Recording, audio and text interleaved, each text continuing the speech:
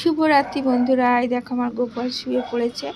আর এখন ঘড়িতে বাজে প্রায় 11:30।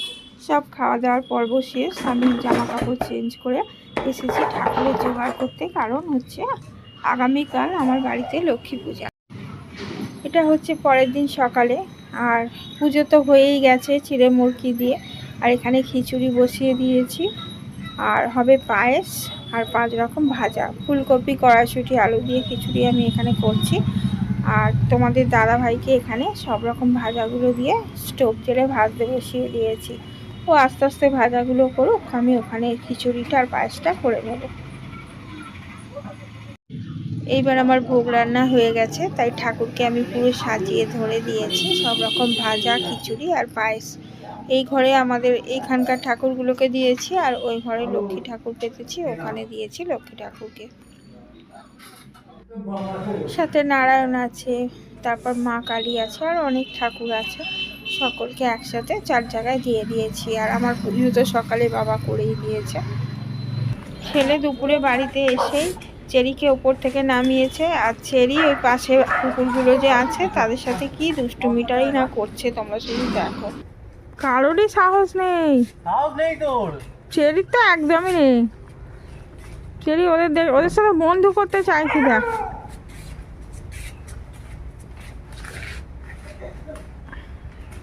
চেরি দেখো সব বন্ধু করে, কি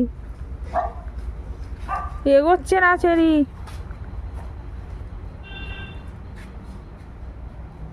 ডাক ওদের, ওদের কিছুই করছে না কেউ। ওরা আসলে তোকে দেখে আরো কিছু করছে না, ওরা নালে এতক্ষণ এগিয়ে আসতো।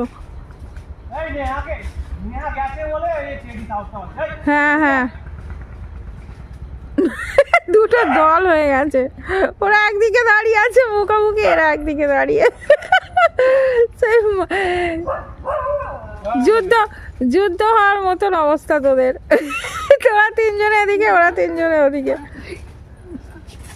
হায় হায়, এবার কি কাণ্ড করে। এবার কোথায় যাবি, এবার কোথায় যাবি ছেড়ে, এবার কোথায়?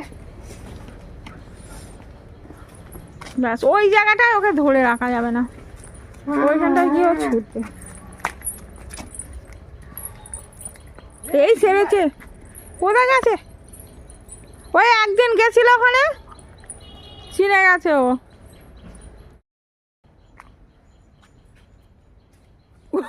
খোলা ছিল নাকি?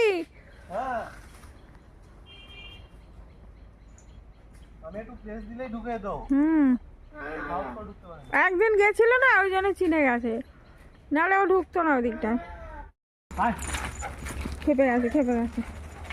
এবার কি করবে ও ভেবে পাই। ছেড়েছে বাগানে, ছুটিস না, ও ছুটলে ও আরো ছুটবে। ও ঠিক চলে আসবে, দেখ না, ও এক্ষুনি চলে আসবে। ওদিকে কুকুর আছে, মানু কি আছে? কুকুরগুলো তো আছে, কিচ্ছু করবে না, ও ল্যাজ গুটিয়ে পালাবে।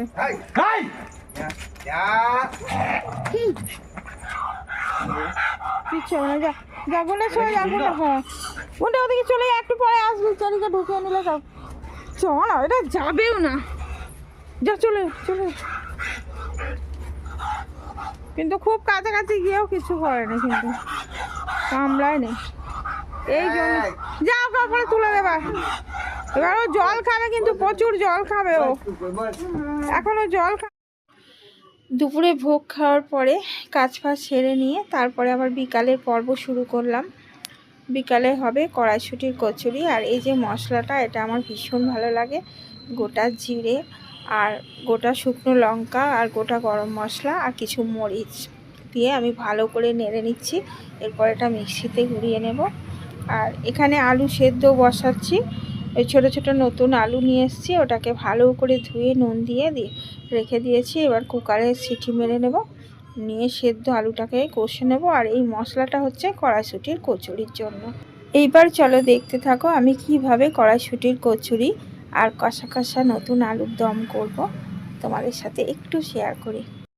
প্রথমেই কড়াইশুঁটিটাকে ভালো করে সেদ্ধ করে নিয়েছি, নিয়ে অনেকক্ষণ জল ঝরিয়ে তারপরে মিক্সিতে বেটে নিয়েছি। দেখো বেশ টাইট টাইট হয়ে গেছে, তবুও মশলা দিয়ে কড়াইতে একটু ভালো করে নেড়ে নেব।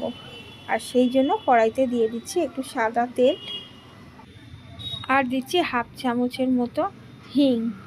এই হিঙের গন্ধটা কচুরিতে না ভীষণ ভালো লাগে। তো এটাকে ভালো করে একটু ভেজে নিয়ে তার মধ্যে আমি এবার কড়াইশুঁটি বাটাটা দিয়ে দিচ্ছি। তারপর এটাকে তো খুব ভালো করে নেড়ে নেড়ে শুকনো মতো করে নেব। কারণ হচ্ছে ওই লেচির মধ্যে এটাকে পুরটাকে পুড়ে দিয়ে যখন বেলবো তখন যাতে আমার কোনো অসুবিধে না হয়। আর ওটা যদি একটু রসালো থেকে যায় তাহলে তো খুবই অসুবিধে হয়। আর এর মধ্যে আমি পরিমাণ মতো নুন দিয়ে দিচ্ছি, আর দিয়ে দিচ্ছি পরিমাণ মতো চিনি।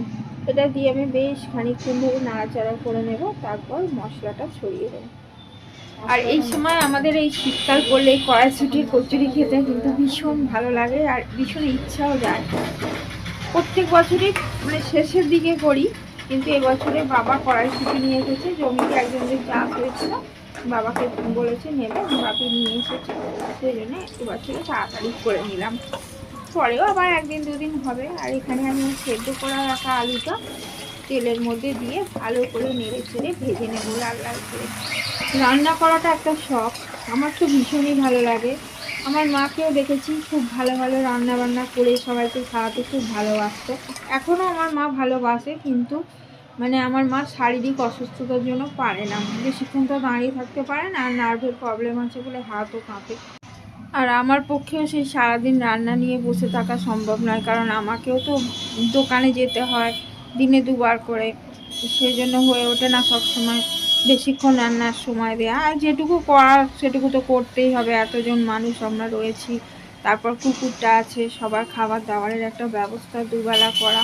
এখানে আমি তেলের মধ্যে একটু হিং দিয়ে দিয়েছি 1/2 চামচের মতো, আর টমেটো দিয়ে ভালো করে নেড়ে ভেজে নিয়ে তারপর আদা জিরে শুকনো গুঁড়ো লঙ্কা হলুদ সব কিছু দিয়ে ধনে গুঁড়ো সব কিছু দিয়ে ভালো করে মশলাটা ভেজে নিয়ে তার মধ্যে ভেজে রাখা আলুটা দিয়ে দিয়েছি। আর অল্প কিছু কড়াইশুঁটি ছিল ওর মধ্যে দিয়ে দিলাম। এবার এটাকে ভালো করে কষিয়ে নেড়ে চেড়ে নিয়ে আর গরম জল করে রেখে দিয়েছি, ওই জলটা ওর মধ্যে মিশিয়ে দেবো। কারণ এটা তো আলুটা সেদ্ধ হয়েই আছে, বেশি জল লাগবে না, একটু ফুটে উঠলে এটা কষা কষা আলুর দম হয়ে যাবে। এই যে দেখো আমার কষা কষা আলুর দম, খুব বেশি ঝোল না, হালকা ঝোল আছে, একটু গরম মশলা ছড়িয়ে দিয়ে নামিয়ে নিয়েছি। আর এইখানে দেখো আমার কর্তামশাই মানে তোমাদের দাদা ভাই এখানে লেচি পাকিয়ে রেখে দিয়েছে, আর মশলাটাকে ছোট ছোট করে লেচির মতো করে নিয়েছে। এবারে মা আমি আর তোমাদের দাদা ভাই তিনজনে মিলে বিছানায় বসে আমরা এখন ওইগুলোকে রেডি করছি। আমি ছোট ছোট লেচিগুলোকে আগে গোল গোল করে দিচ্ছি বেলাম চাকিতে, ওরা তার মধ্যে ফুল করছে, তারপরে আস্তে আস্তে আমি বেলে দেবো, তোমাদের দাদা ভাই ভেজে নেবে। এইসব জিনিস হলে একসাথে সবাই মিলে করলে বেশ মজাও লাগে আর তাড়াতাড়ি হয়েও যায়, এসব একা কাজ নয়। তো এই সমস্ত সেরে খেতে খেতে আমাদের বেশ খানিকটা রাত হয়ে গেছিলো।